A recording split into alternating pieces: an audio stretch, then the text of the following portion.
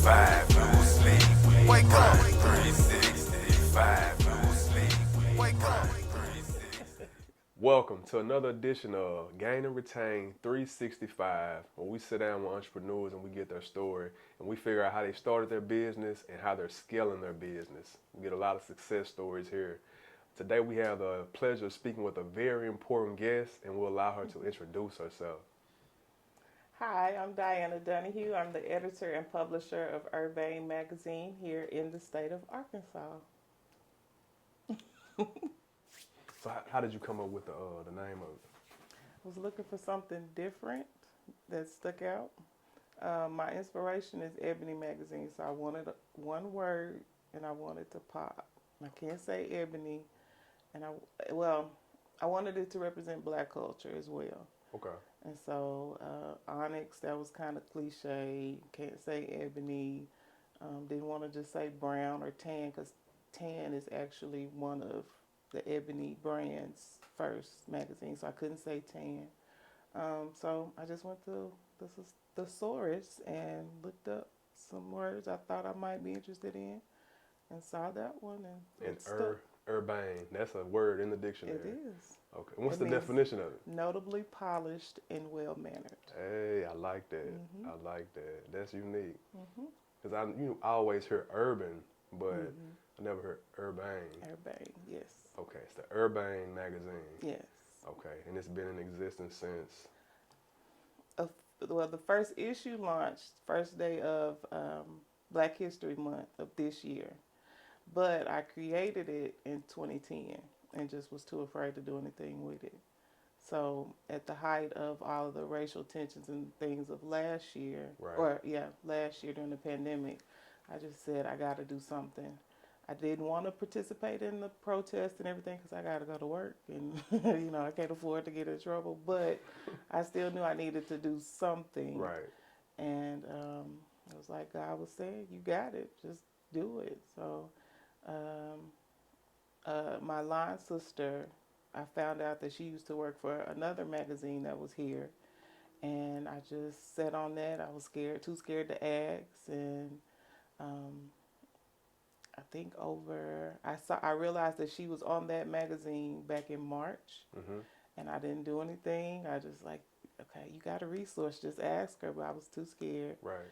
And then, of course, the tensions got higher, and I was getting more and more depressed in my personal life. A few of my family members passed away, and it was just a lot. And end of September, I said, I'm going to just ask her. All she can do is say no. And I still didn't do nothing. And October came around, and I finally texted her and asked her could she talk. And she said, girl, call me. And we talked for about 30 minutes on October 29th of last year. And I got started the next day, and I launched the first issue this year. Mm. Yeah. So what was that process like getting everything together so you could launch it? Okay, so I said I got it started in 2010. So in 2010, I did everything. I got the LLC, I got the EIN number. In 2010, you already had all of this lined out. I had the logo done, I had the format. You was just sitting on it? Just sitting on it. For almost 10 years?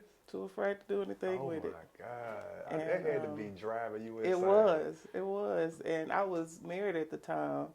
And we had 2 boys, and so I was the football mom, I was the wife, I was in school full-time, undergrad, I was working a full-time job, so I didn't have the time, but I still could have made it happen. Right. And just was too afraid. And so when I finally decided to do something last year, it was pretty much done. The hard part is just a matter of picking my stories and getting some pictures, and it was done.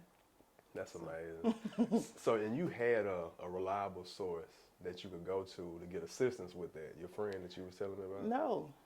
No. Okay, so when I came up with the idea, do you know anybody that is in magazines and publications? I don't. I didn't either. And that was part of the reason why I was so scared. I had never seen it before. I didn't know what that process looked like. I knew it cost a lot to print, but I figured it's got to be a way around that. And that just added to the fear. I'm not going to move on it because I don't want to look stupid. I don't want to put something out and it flops. And I don't want to get sued for using stuff I'm not supposed to use. Okay. And so I just didn't do anything with it.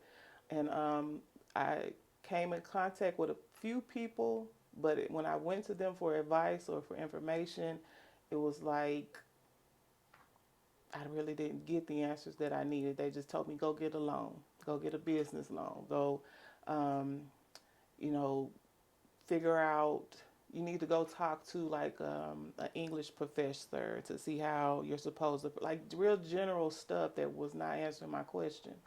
And being that I was an English major, I already knew a lot of the information that I was getting. And I just told you I was a serial entrepreneur, so I knew how to go to SBA and get the loans and all that. I already knew all of that. Right.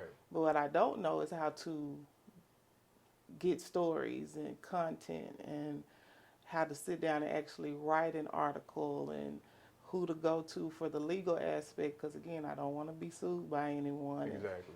And it was like I couldn't get this information to save my life. And so since I couldn't get it throughout the years, it was like, well, I'm not going to move because I don't want to mess up. And my line sister, we just became friends in 2019. Oh, okay. So I Okay. didn't know her this whole Okay. time. And she just happened to post a memory on Facebook reflecting on when she was a part of that magazine. And I was like, you got to be kidding me, because I've known her this little bit of time and didn't know. And so she could be my resource. And I was like, nah, because she's just going to tell me the same general information everybody else did. And like I said, from March to September, it took me that long to get the nerve to even ask her. And when I did, girl called me and she gave me what I needed, gave me insight on, because I don't have a team. It's just me. Okay. So that was another question. How does one person go about getting all this content? Did y'all have a big team? And she was like, no, it was 3 of us and I did most of the writing, and you got to do this and you got to do that. She gave me the inside scoop of how to do it, which is what I needed. So Did she end up joining your team? no, No? I almost asked her, but she was like, yeah, I'm not doing this, so don't ask me. Wow. Like I'm retired, because I think she did it for 5 years, and it was a growing process, but then people come in and fall off, and a lot of the work fell on her. And so she let me know up front, hey, I'm going to give you all the advice you need and the guidance, but I'm not writing a single sentence. So, Wow. and I appreciated that. Again, I'm an English major, so the writing wasn't hard. And I studied some magazines that I liked and followed at the time, and kind of read how they structured paragraphs and articles and their approach, and I went after my own. So how do you go about getting these stories? So I have a content calendar for the year, and that pretty much gives me topics if I can't find any. So last month was October, so I needed to make sure that I mentioned breast cancer awareness.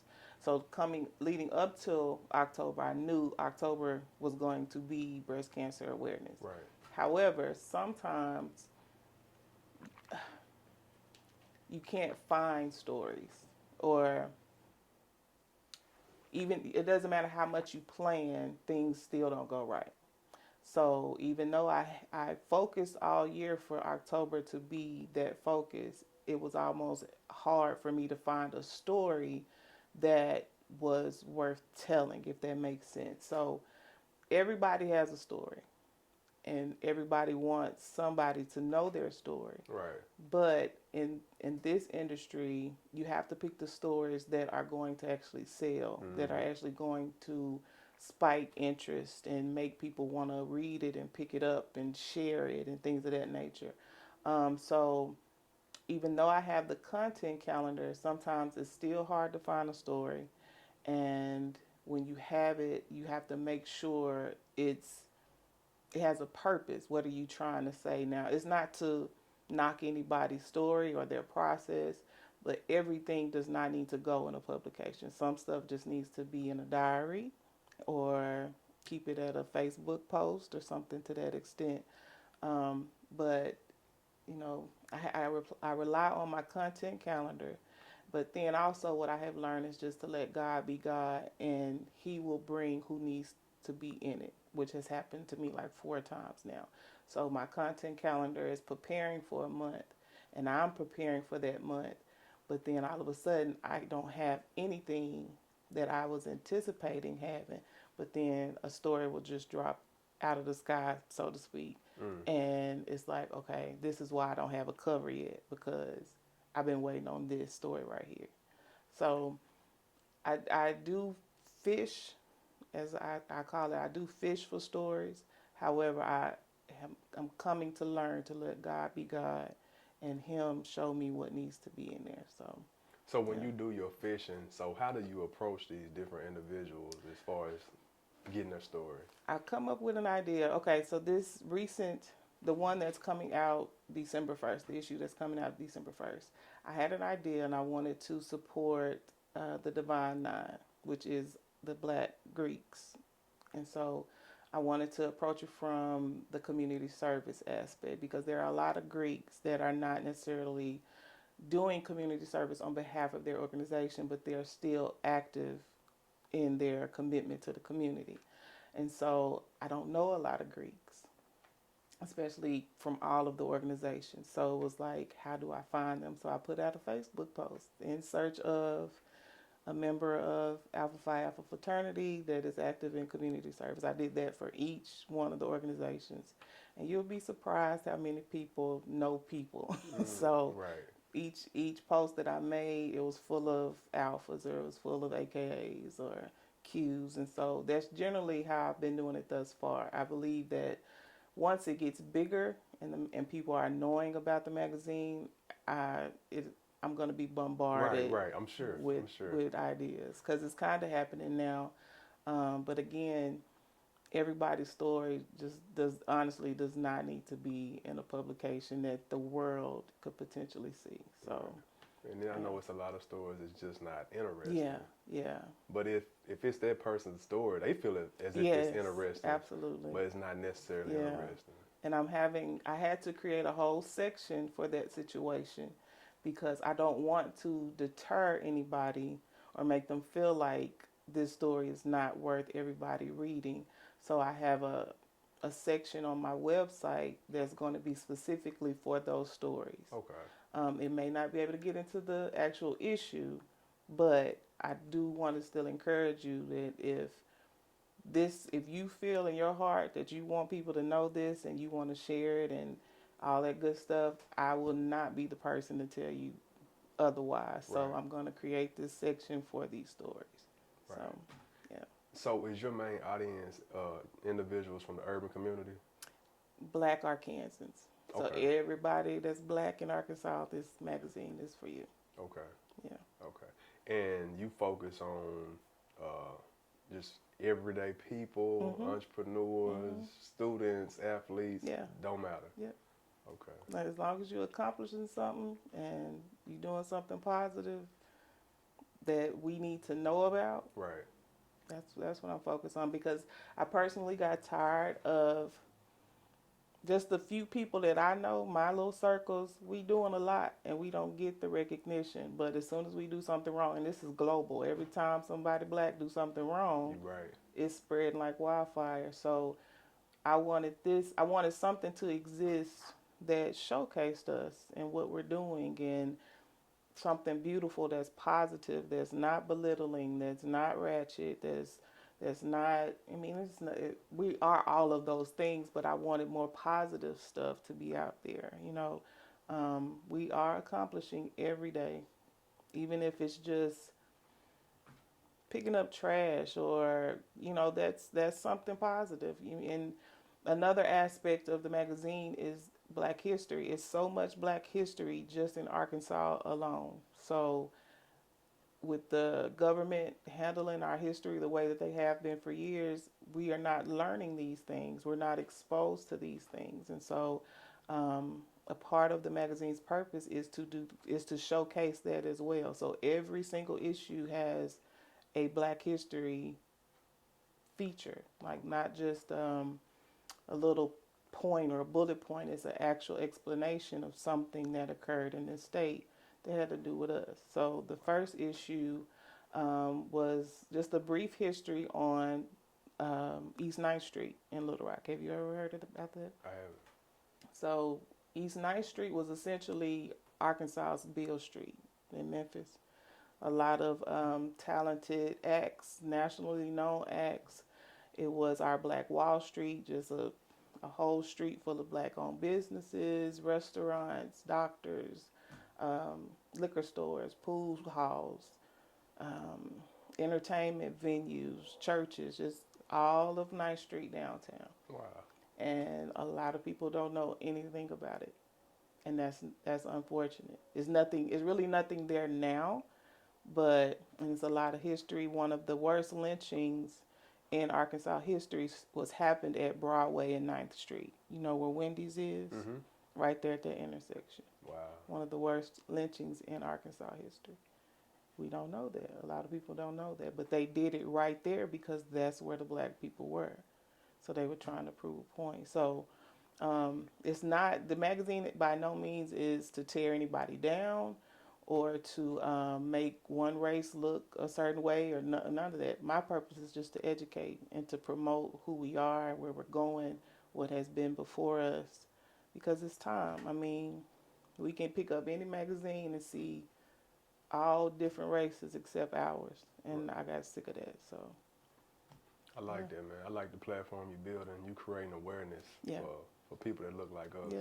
That's amazing. Thank you. So you have different individuals that reach out to you as far as concerns about being in the magazine, right? Mm-hmm. So how do you go about that process? I pray about it. I have to pray about it. I get the understanding of what the story is. I tell them, give me as many details about what you're trying to promote. Why are you trying to do this? Is it just for clout? Is it that you really want to reach somebody, or you just want to share your story? Like, what is the purpose? Why did you reach out to me? And once I get that information, I kind of gauge, well, is this a good fit for my brand? Is it a good fit for my audience? I try to listen to their heart and their intention, because sometimes people just need to feel good. And so, again, that's why I created that section. I don't want to create a situation where I'm making them not feel good about themselves. However, I know from the business aspect, I have to look at it. Is this worth the business? Is this something that I can also benefit from? And so if I'm unsure, I just kind of sit on it and just let God show me what to do with it. There was one instance where this lady from, I don't know where she was from in Arkansas, but she was raised here and picked cotton and had a hard life. And she left and moved to Atlanta. One of the places she moved was Atlanta, and she was able to be an extra, a frequently used extra, I believe, with Tyler Perry, and she was an extra on Coming to America too, and just a lot of success from that standpoint. But there was no wow factor as far as being in the issue. And so I had to sit on that for a little while, because I want to give her the platform, but I knew I couldn't put it in the issue because it didn't say, where did it lead you? Like, are you now receiving an Academy Award or something? Like, what was the end game for your story? And there may still be some process for her to get to there, but right now I can't really do anything with it. So being the person that I am, is those types of stories that made me create the issue, because it is a good story. It's a great story how she went from A to B and all of that, but what is the culmination? What is the exclamation point on this story? So I just have to process it and sleep on it. If it doesn't come, if I don't feel it right then let me just sleep on it. I'm gonna figure out what to do. I'm gonna do something, but Right. just give me a minute so I Right. can see where I can put it. So yeah. Okay, so Yeah. I'm curious. Once you decide that they're a good candidate for Urbane Magazine, what's the process then? It was just a matter of getting it done. Getting it done? Yeah, get the interview set, the pictures. How we gonna do the photo shoot? Do you already have yours? Do we need to take some? Am I coming to you? You coming to me? It's just a matter of let's get it done. So You do the photography yourself? yes, for the most part, yeah. Okay. It's just me. Okay. It's just me. One man army. Just, yeah. I have a one writer, but she's more of a columnist, so she already has her subjects and what she's gonna do. Nisha speaks, but for the most part, it's just me. I'm using what little skills I know, and I'm making it happen. Okay. So like you said, you may go to them, they might come to you, and you get the story, do the photos, all in one setting. Yeah, thus far, yeah, Okay. yeah. And then after that, so you release a copy each month? It's bi-monthly. Okay. So every other month? Okay. So you do 6 magazines a year? Yes. Okay. And February will be a full year, right? Yes. All right. Yes. You're right, Yes. right. I That's just something. finished my 6th issue, and it'll be out on December the 1st. So. Okay. Now, when you're picking your headline, right? Who's gonna be on the cover? I guess they're the center of attention for that magazine, Yes. right? For that edition. So how do you determine who's that gonna be? Well, okay, so each issue can only have so many stories because I can only have so many pages. How many stories for each At edition? least, I try to do at least 4, Okay. between 4 and 6. Now, what determines the specific number is how many pages is it going to take, because the more pages, the more money it's going to cost to print. So, of those 4 to 6 stories, which one has the biggest bang?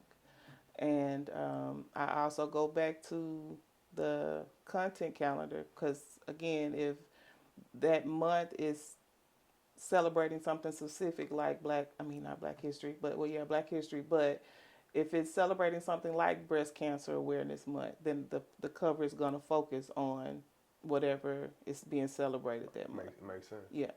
So that's how that's how we got connected through Keith Tucker. Okay. Because I just did an interview on him. Truth. Yes, and he's gonna be my cover for December 1st because he just got the Entrepreneur of the Year. And he's worthy. He is worthy of it. That's what's up. So it just kind of depends on the stories, the stories that are officially going into an issue. Which one of them has the biggest story, or which one is the more profound, or which one is aligning with whatever is going on at the time. So. Okay. So from beginning to end, how long does it take you to get this magazine together? 2 months. 2 months? Yeah. So I just sent this issue to the printer yesterday. I'm going to rest for this week because it's Thanksgiving, which I usually do because I'm exhausted by the time I actually send it off. And then that following week, I'm back working. So what's their turnaround on printing? A week. 1 week? Yeah. Okay, and you have physical copies and online copies? Yes. Okay. Yes. Now the cost of printing these magazines, is it very expensive? It is. It is. It's very expensive. And that's the problem I'm running into because how can I put it? I don't think there's enough buzz on the magazine right now for people to support it the way that I want. And so most of it is out of pocket. And so I'm a single woman, one job, got a college student. And so it's tough, but God is making a way. In the 11th hour, he come through. But it is very expensive and it can be very, very draining. But I keep going because I can't tell you the types of information and inspiration that I'm giving out, how it reciprocates back to me. One, just example, price point, one issue, one copy can cost almost $30 to print. Just one. Really? Yes. But the more you get, the cheaper the price, right? Just buy a little bit. Really? Yes. Wow. What's the retail price of the magazine? Just $8 Really? plus tax. Yeah. So, and people say you need to go up. You need to go up. Well, that's not what I'm hearing from God. And it's a labor of love in a lot of ways. So, again, I'm still being taken care of. Provisions are still being made. It's just getting to those provisions. But yeah, it's not cheap, but it's worth it to me. It's really worth it. Wow. I didn't know it was that expensive to Yeah, print like that. yeah. Okay. If you want the quality and the what I call my brand's integrity, I'm paying for what I want. Right. So you can do it and you can get it a lot cheaper, but the integrity that I have and the quality that I want my brand to represent, I gotta do what I gotta do. So Well, I'm big on that. It's quality over quantity. yeah, absolutely, absolutely. And honestly, that's what impresses a lot of people is the quality. I probably should have brought you one, but when you put it in your hand and you touch it, not bragging, but it's good quality. It ain't rinky dink. It ain't. As soon as the water touch it, it's gonna just melt away. It's not that. So. Okay. But I'll let you see it. I got one in the car. Okay. That's a good deal. So you told me in the beginning some of the magazines that inspired you. I think you mentioned Ebony. You may have said Essence. What other forms of like people inspire you? What else? John H. Johnson. Who is that? He created Ebony. Okay. And he's from Arkansas City. Really? Yes. Wow. Yeah, see? Yeah, you just told me something. Yeah, I got he's another from wrinkle. And he was my history in the previous issue, this past issue. He built an empire and he was right from Arkansas City. And there's a lot of people that don't know that. Wow. That's crazy. Yeah, that's the main person. Literally built the empire, but okay. That's the first person. And then just on a business aspect, I am a student of Beyonce and Oprah because they're good, real good business women. So I look to them, but I also look at local magazines here in Arkansas, and I look at them to encourage me to keep going, because the more I look at them and I don't see us, I know my responsibility is that much more important, especially when we are featured in their magazines and it's for gimmick and it's for meeting not the code, what am I trying to say? The quota. So, and I don't know about anybody else, but I can tell, because if I've looked at your magazine 3 times in a row or 3 issues in a row and didn't see a bunch of us, then all of a sudden somebody must have pulled your coattail, because it's a whole bunch of us in here this issue. So I use that as my motivation as well, that I got to be consistent and I have to be present. So I gotta do what I gotta do. So yeah, you got an assignment. And it's much needed. Yeah. I like that. It's heavy, but I'm wearing it. Hey. I'm wearing it. Yeah. But you know, they say the toughest battles is given to his strongest soldiers. Yeah, So that's what I hear. It must be for you. Yeah. So let me ask you this. I know you haven't hit a full year yet. You haven't hit the full 365. But what have been some of the trials and tribulations? Oh my. Getting my people to believe in what I'm doing. That's an everyday fight. Oh my goodness. And I'm getting used to the everyday of the fight. But in the beginning, it was like so discouraging. Like, I'm doing this for us. I'm not making no money off of you. I promise I'm not making no money. This is literally just for my people, and I'm not being taken seriously. And I knew it would be some resistance, because a lot of people don't read, especially tangible things. They don't. But I knew I still had to do it that route, because that's what I was being pulled to do. It's easy to do digital. I think a lot of my worries would be done with if I just went straight digital, but that's not what I was being pulled to do. So just getting my people to take it seriously and to understand that this is for them, that's been the biggest challenge. And then, of course, the funding, that's going to always be there. But a good example of their first challenge, I was setting up at the farmer's market over the summer just to sell and kind of get exposure and everything. And I pulled up, you pull up and you kind of unpack your car and you set up your booth and everything. And I pulled up to this lady, and she was out there with her granddaughter, and they had already set up their booth, and never met her before. So she was very friendly, and I got out the car, and she said, well, what are you selling? What's your name? What you selling? And I, gave her my information and who I was, and I'm selling a magazine. Oh, you selling a magazine? Okay. Yes, ma'am. Well, what is it about? And I said, it's just a platform to showcase Black Arkansans. Oh, that sounds interesting. Now, mind you, she's still kind of unloading, and she really ain't just full on giving me attention. And then she said, well, how much does it cost? And I said, it's $7.99 plus tax. And she laughed from a good place. She laughed out loud. Girl, Really? $7.99, I can get a whole meal for that. I said, yes, ma'am, but that's how much I'm selling it for. Girl, and she just laughing. And I said, well, while I'm unpacking, just take a look at it. Put it in her hand, and she's still laughing. Okay. She sat down, and she still got the smile on her face, and she going through each page, and I just noticed she was getting, because at first she was going through really fast, just flipping.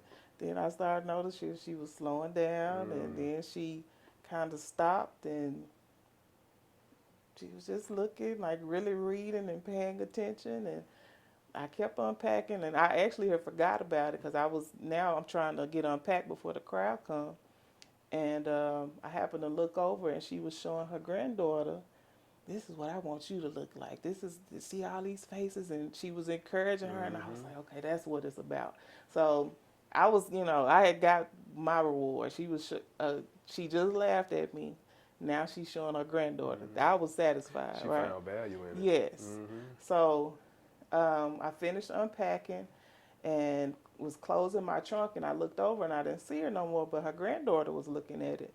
And so I just let her keep looking. Then she closed, and I said, are you finished with it? And she said, yes, ma'am. She gave it back to me.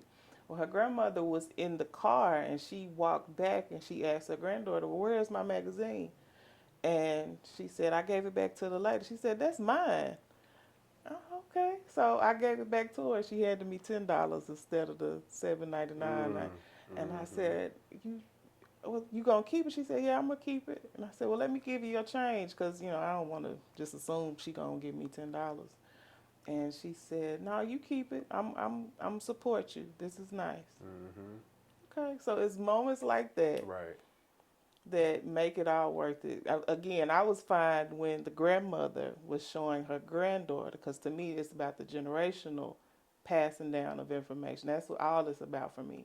But then she turned around without just saying I'm sorry. She gave me the $10 instead of what I originally said it was for. So getting my people to understand how important this is and taking it seriously has been my biggest challenge. So, yeah.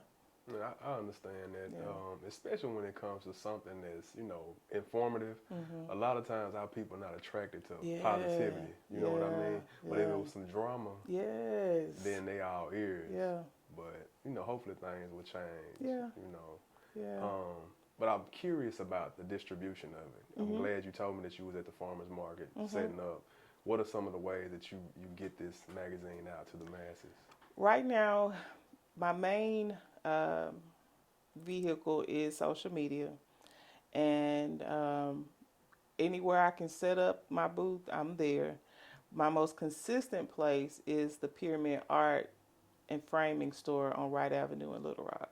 Okay. That's where you can go. Like, for those that don't want it shipped, they just want to walk into a store, that's my one location right now where I sell it. Okay. You looking to add more locations? Yes, I am, but if you have more locations, that means you got to get more printed to put in those locations. So that's my dilemma right now. Okay. So on the average, whenever you release an edition, how many copies do you usually print? 150. 150. Okay. And I have subscriptions as well, so people can sign up, and I just mail it directly to their house, like any other magazine. So. Okay. So have you had quite a few people subscribe? I'm almost at 100 right That's now. good. Yeah. That's good. So if you're doing 150 prints each time, then a majority of them are already gone. Yeah. That's good. Yeah. That's good. So what are some of your goals, your dreams, your aspirations for the future as far as your magazine? I know we want to build a platform, and we want to be able to reach as many as we can, but what are some other goals you have for it? The main goal is to have an Urbane in every state, I like to that. where Urbane is the umbrella that all 50 states fall on, so or fall under. So it'll be Urbane, Arkansas, Urbane, Texas, like that. Urbane, Louisiana, Okay. Urbane, New York. That's the goal. But I'm gonna start with Urbane, Arkansas right now. Yeah. Right. That's good. That's a good deal. So I know you said, you told me about your mentors. Do you have any mentees? You have anyone that's under you that's kind of following your journey, watching you, and that you're teaching? Not that I'm aware of. Okay. Not Well, that you know, somebody's always watching. Yeah, that's what I said. Not that I'm aware of. I do. A part of this platform is to give us the opportunity to get the experience. Now, I don't know what I'm doing 100% of the time, but I know what needs to be put out. As an English major, I had some real hard teachers and professors, and so they taught me well. And I want to give that to someone. So, with my brand, any African American or Black person that needs the experience, my door is open. Because I know I was one of those that wanted to go to the big local publications and get a job so I can get started. But chances are I wasn't the right color. I didn't have the right education or the formal education. I didn't have the experience, so I was never offered a job. A lot of times I didn't even get a response back. And I know what that is and what that feels like when you are a writer and nobody will hire you so that you can write, or you're a photographer and nobody will take you serious so you can be that or get that experience. So with Urbane, I keep that door open. I've had 2 or 3 young writers that really wanted the experience, or they wanted to go after an internship, or they wanted to get this job here or there, and their resume didn't reflect the drive that they had. And so it's hard, especially if you're 22 straight out of college or still in college and you're trying to go after, I don't want to say any names specifically, but these local magazines, they're not going to take you seriously. And so I make sure to give that opportunity to whoever is serious. Now, I'm not going to waste my time with you either. Right, If right, you of if you course. really want it, then let's do it. However, if you just playing around, then you're going to have to move around because it's still business. But I do try to offer that opportunity for us. And I don't want to say they're mentees, but I do give them the opportunity. So That's good. yeah. That's good that you opening those doors Yeah, for them. yeah. That's good. Even, and maybe it's not a writer, or maybe it's not a photographer, but if you like to do clerical work, if you're an accountant and you just want to practice, like I got it's jobs. Yeah, I got some stuff for you to do. Yeah. Yeah. Yeah, and I'm willing to, let you experience and mess up a little bit, and because we need that. How are we gonna know if we can even do it if we don't even get the chance to do it? You're right. So, I'm glad you said that. Mess up a little bit, because I wanna pick up right there. What were some of the trial and errors for you?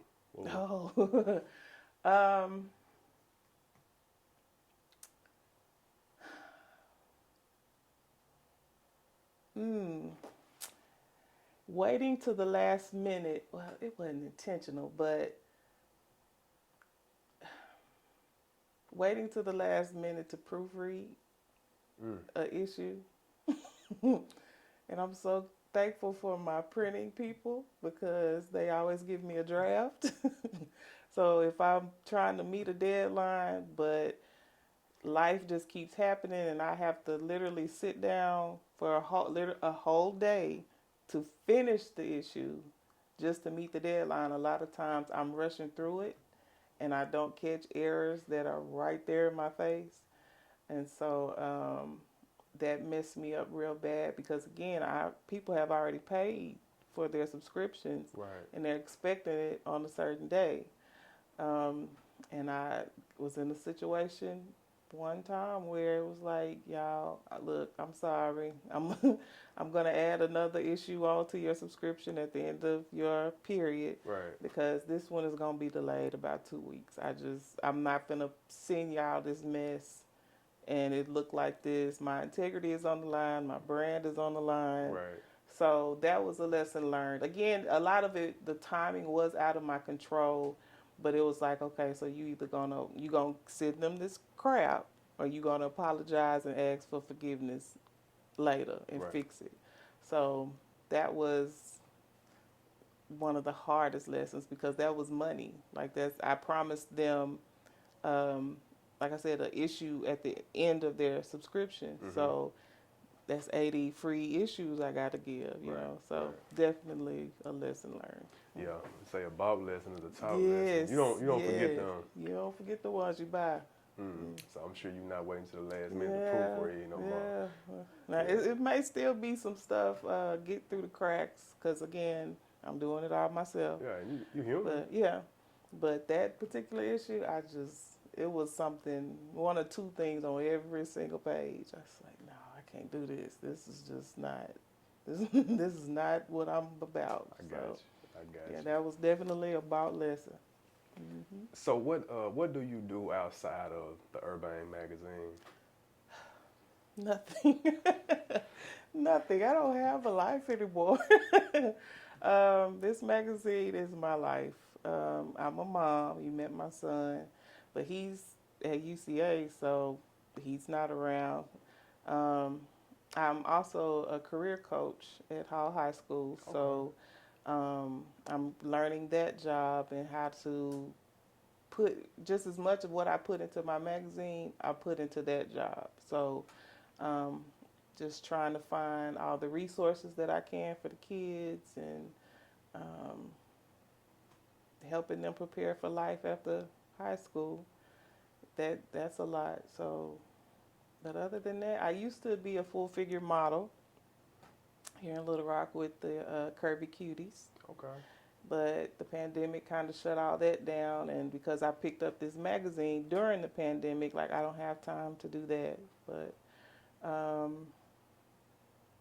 what else? That's really it. I might hang out with my cousins.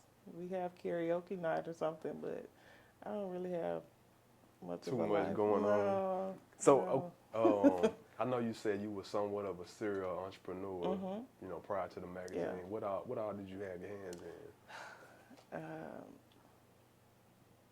I was braiding hair. I'm a licensed cosmetologist. I was braiding hair, and we're really just doing hair for a while. But that was just a side hustle. As a single mom, I needed a backup just in case. Graphic artistry, making flyers and different stationery and websites, all that good stuff. I was selling clothes for a brief minute. What else? Painting. No, you had your hands in everything. Yeah. Decorating. How could I forget that? Decorating, event planning. Okay. Yeah. My mom has been a decorator and event planner for years, and so helping her, I ended up picking it up and doing it myself. And I think that's it. Oh, building furniture. Really? Yeah. It's very, practical stuff, but yeah. Okay. Yeah. Yeah. That's enough. Yeah, That's it enough. is. Oh my goodness. So I had to let all of that go, which I was fine with, Mhm. absolutely fine with, because with this magazine, I feel like I'm where I'm supposed to be. I'm doing exactly what I'm supposed to be doing. So, yeah, Yeah, I know it takes up all of your extra time. absolutely, All of it. absolutely. Yeah. That's cool. Hmm. So let me ask you this. What do you have planned for the future as far as the Urbane magazine? I know we want to make it in all 50 states, Hmm. but any upcoming events, anything that you got? Right now, I'm just taking it slow because the event planner in me will just go down the rabbit hole and get stressed out because I can't put it together. So I'm just taking that one day at a time, one event at a time. Right now, I'm just preparing for. I'm gonna have like a small magazine signing for the anniversary in February. Just something real intimate because my seventh issue comes out that same day. Okay. So I just wanted to do something small. I don't want it to be a big deal. It's just the first year. It's a big deal, but let's do something big come year 10, I got you. So, but other than that, I plan to create like a regular award show. So these people that I'm actually putting in the issue, I can present them with something formally. That'll be dope. Yeah, something regularly to celebrate, not just the magazine, which is nothing wrong with that, but we like to be seen and we like to dress up and take pictures. And I think that's an additional way to celebrate us and Right. to be represented in our community. So, um, but other than that, that's it. I do want to create, scholarship funds, and I'm lying. I do want to create the scholarship funds, but I also want to create some etiquette classes or seminars or something for our babies. With the way the world is today, I feel like kids just do not have manners anymore. They don't know how to carry themselves like young women and young men, and I really want to bring that back. I'm not saying you gotta learn what a salad fork is versus, you know what I'm saying, because that's kind of what I went through. But I mean, I don't think it would hurt to know Right, those things. You right. never know where you're gonna go in life. Right, right. Right. And I just feel like it's something.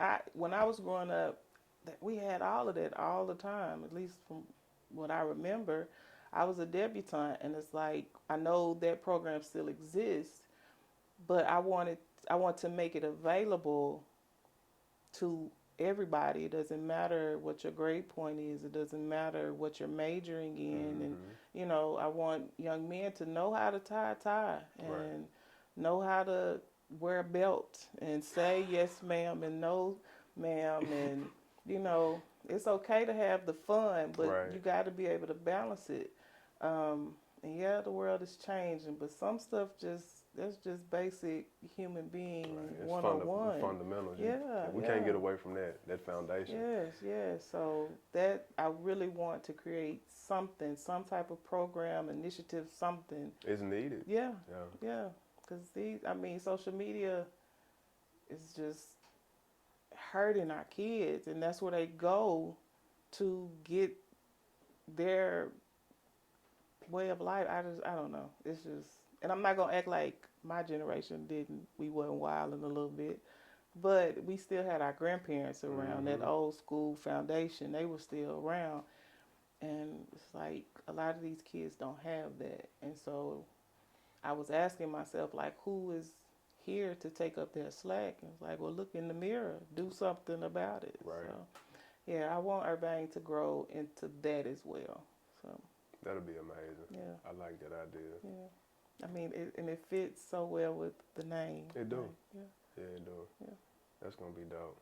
yeah. Thank you. Yes, yes, yes.